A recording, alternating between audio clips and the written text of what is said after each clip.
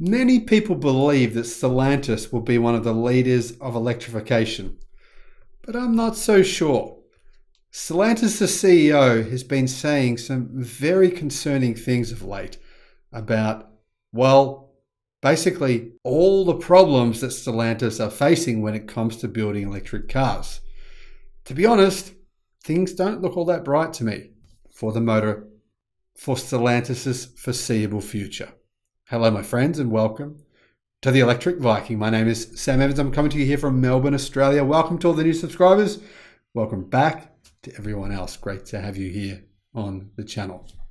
So, Stellantis, as you probably would know if you've been watching my channel for a while now, have been moaning and whining for a while about the cost of electrification. They claim that it's virtually impossible to sell EVs on par with gas-powered vehicles or petrol-powered vehicles. I mean, obviously, BYD has no problems doing it.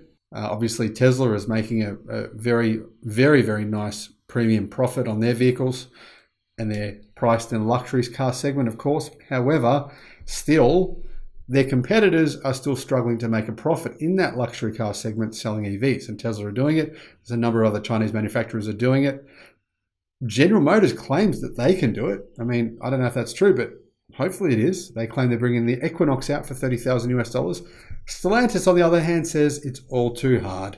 Stellantis CEO Carlos Tavares once again complained about the electrification costs, describing the issue as the gorilla in the room. The way I see it is that there's all these different rooms, right? And the Stellantis room is here, and there's a gorilla in the room who says EVs can't be done and beats his chest. And all the other rooms just have these car brands in them saying, no problem, we're doing it. There's no gorilla in this room. The gorilla is only in the room of Stellantis, in my view. According to an Automotive News Europe car report, Carlos Tavares says that electrification will increase the production cost by 40 to 50%, which is beyond what the company can accept. He already pointed out that figure in December and in January, and continues to criticize the direction towards electric cars instead of hybrids. Last week, Inside EV said that automakers would need to find ways to absorb the additional costs. We can expect electrification to represent an additional total production cost of around 40 to 50% against the conventional vehicle. There is no way we can transfer 40 to 50% of the additional total production cost to the customer. Essentially, Stellantis are saying that they are finished as a car company. That's what I'm seeing here. Because obviously he's saying it can't be done, right? He's saying, it doesn't matter how I look at this, we can't solve this challenge. I mean, the reality is Chinese car companies are not saying this at all. They're saying the complete opposite.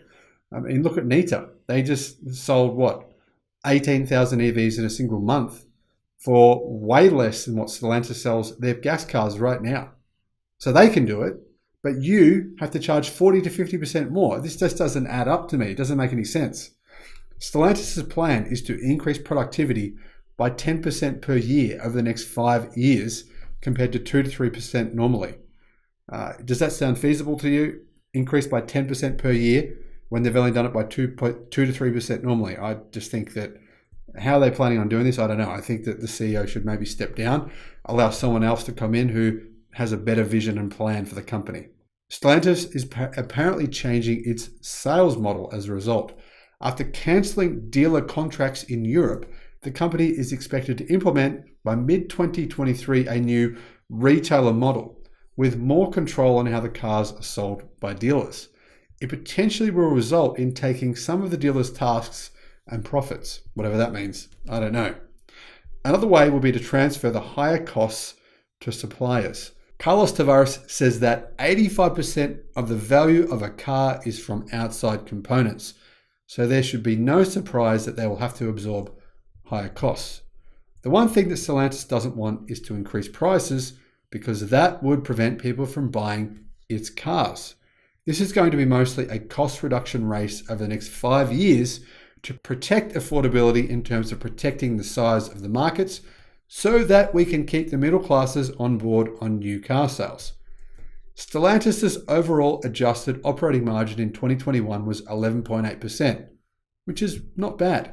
But if you think about it, 11.8%, and they're saying that the cost of electric cars are going to increase their cost by 40 to 50%, that means they're making, obviously, a loss on every car. Even if they increase the cost of their cars by 20%, they'd still make a loss on every single car they sold, if that figure is actually true. And if that is true, it basically means that, well, there's some of the news we've been hearing from companies like Volkswagen saying maybe they don't actually make a profit on their EVs. General Motors, same thing apparently. Maybe they don't make a profit on the Bolt. We've heard other news like this. No one really knows for sure. But it does bring me back to this idea that I've been pointing out for a while now, which is that I believe car companies that build the majority or at least a large percentage of their cars in China will have a big advantage. That is where a huge amount of supply chain is. That is where you can basically get things produced for less money in China than you can, of course, in Europe or in the US.